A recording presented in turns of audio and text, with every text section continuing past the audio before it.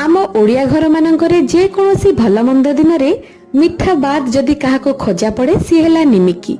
आज आपण मानक सहित शेयर करिबी अटारे प्रस्तुत मसला निमिकी, जोटा आपण माने चाहिले घरे 2 रु 3 मास पर्यंत स्टोर करिकी रखि परिबे। प्रथमे अटारे किछि कळा जीरा, जुआणी, तेल, लूण एवं पानी पकेकी गोटे टाइट डो बनेबे।